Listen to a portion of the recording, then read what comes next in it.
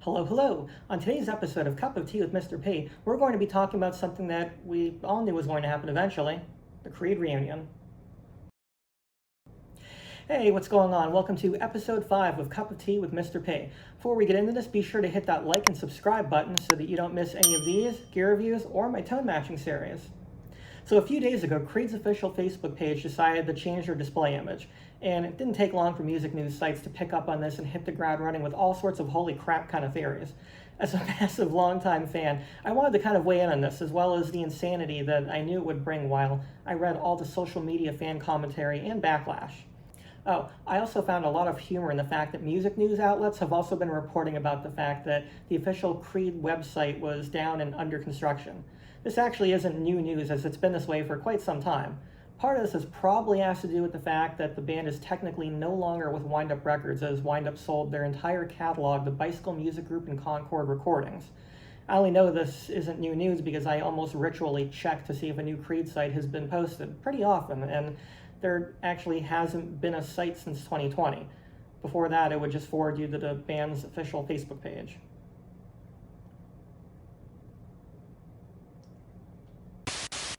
Last year, guitarist Mark Tremonti admitted that the band gets offers all the time to get Creed back together, but it never seems to be the right time, as there are always things going on with either the band members with Alter Bridge, Miles with Slash and the Conspirators, Projected, Mark's solo band, and now add in that Mark has his Sinatra tribute in the mix as well, plus Scott also has his own solo career going too. Mark has said it takes the band weeks to put the time aside just to plan for the shows in regard to stage production and rehearsals. Personally, I kind of call bluff on the latter because when the band came back in 2009 and 2010 for the Full Circle and the 2010 tours, they used the same stage setup and production that they used for the Weathered tour. This was actually a really big point that fans brought up as well during those tours. Now, I'm not saying that it was a bad setup because, let's be honest, Creed created a gold standard for big stage rock shows. When Three Doors Down was playing larger venues, they even copped a similar stage setup, as did Nickelback. These are both bands that, mind you, toured with Creed as openers at some point during the tour cycle for Human Clay. Now, in discussing rehearsals, I honestly don't think that it would take much for the band to go over a 16 to 18 song set list. I feel like that in saying that out loud, it sounds like a lot of songs, but I think that the reason why it sounds like a lot is because outside of artists like Taylor Swift, music fans aren't used to bands putting on shows that last more than an hour and 10, hour and 20 minutes or so that are mainly just comprised of radio singles. Now, Creed does have a ton of radio singles, 16 total, but they were never a band to just lean on the singles, as they never ignored regular album tracks like Say I, Ode, Unforgiven, and the insanely awesome Faceless Man.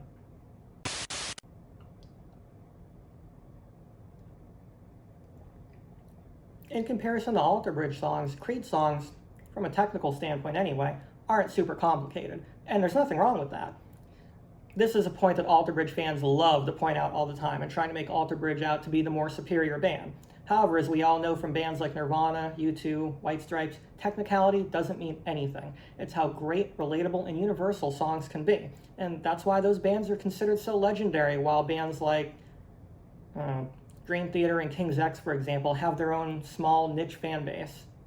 My point here is, as great the individual musicians may be, it's not like their chops are rusty. The Creed songs are most likely a cakewalk for them, and it's probably like riding a bike to play them too.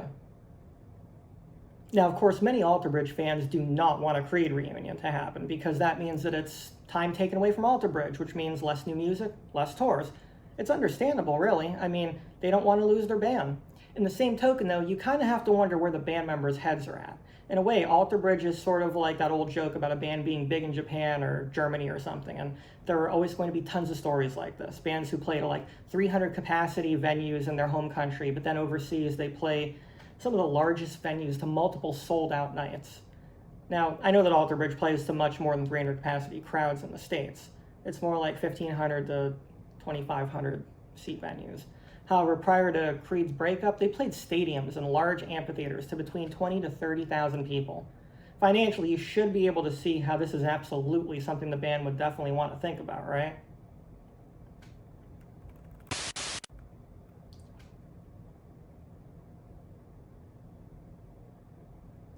In all honesty, though, I don't think that Alter Bridge fans should worry about losing their band back to Creed, because the fact is, they're a different band now.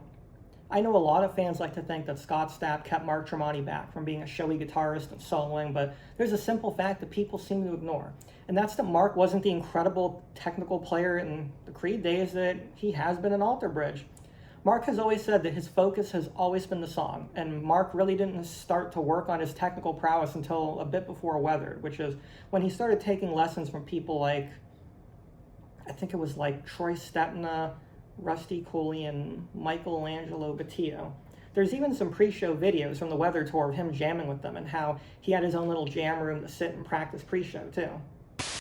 As a longtime fan, what really showed me that Creed was sort of done, as far as new musical outpourings anyway, was the Full Circle album in 2009. The songs are a lot more technical and feature more of the signature riff style and tunings of Alter Bridge than they do with Creed. Well, minus a few songs anyway.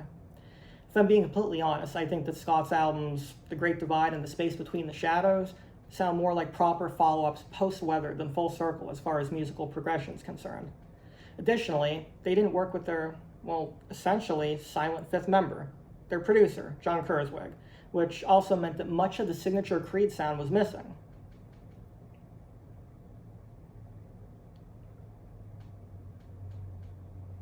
Now, who knows? Maybe we could finally see some sort of joint tour where Alter Bridge opens for Creed. This would be something that could only help Alter Bridge, as it would put the band in front of massive audiences that Creed would only perform in front of.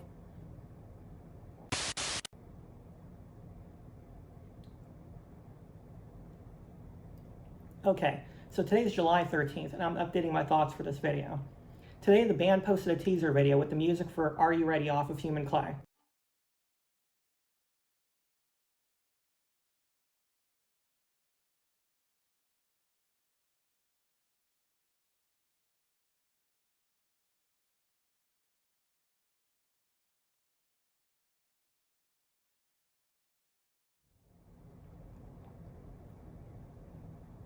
Did you see what I did there? What's this? Looks like a new promo photo of the band. Also, they're making mention of summer 1999. Now, two things happened that summer. The band did a short European run of dates and even did a 6-song set for a German television show. But even bigger was the band's performance at Woodstock 99, where they not only performed a few songs off Human Clay, which wouldn't be released for another 2 months, but they performed 2 Doors songs with their guitarist, Robbie Krieger. If you've not seen the performance, by the way, at Faceless Man, I highly suggest checking it out. It is absolutely mind-numbing. Just incredible. Seriously. So, besides the tour announcement, we could possibly be looking at an anniversary edition of Human Clay, or maybe they'll finally release a properly mixed and mastered version of the Woodstock 99 performance. That would actually be pretty cool. Now, we have a sort of placeholder page at Creed.com to sign up for email updates. The background of the page seems a little tropical. Now, if you go to Google and type Creed.com, this is what comes up for the site description. At Six Man Limited, our mission is to provide the best possible festival, cruise, and event experiences for our guests.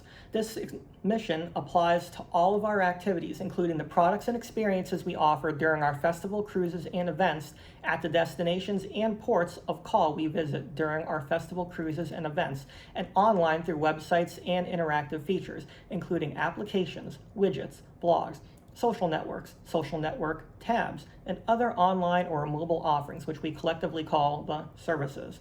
Our services are owned and or operated either directly or through our service providers, business partners by Six Man Limited and our partner brand, Norwegian Cruise Line, which operates the majority of our festival cruises. We refer to Six Man and Norwegian Cruise Lines together as the company, we, our, or us.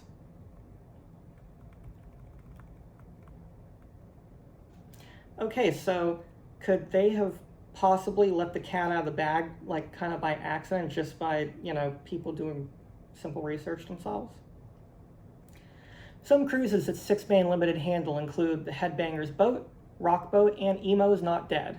It wouldn't be too far-fetched for the band to have a cruise, as other bands such as Paramore, Flogging Molly, Lynyrd Skynyrd, and of course Kiss have all spearheaded their own cruises in recent years. However, being that the video teaser mentions summer of '99, maybe this will be a cruise filled by artists who happen to have a big career in 1999. with Creed really being the biggest of those artists. I guess only time will tell, and we'll just have to wait until Wednesday the 19th to find out. So, what do you think? Are we going to get a reunion tour and a new album? Maybe a 25th anniversary remix and remastered edition of Human Clay? A proper release of Woodstock 99 performance on video? That would actually be really cool. The possibility of a cruise? I'd love to hear what you think. So drop your thoughts in the comment section below. And don't forget to hit that like and subscribe button for updates on my rant series, which you're watching right now, and my tone matching series.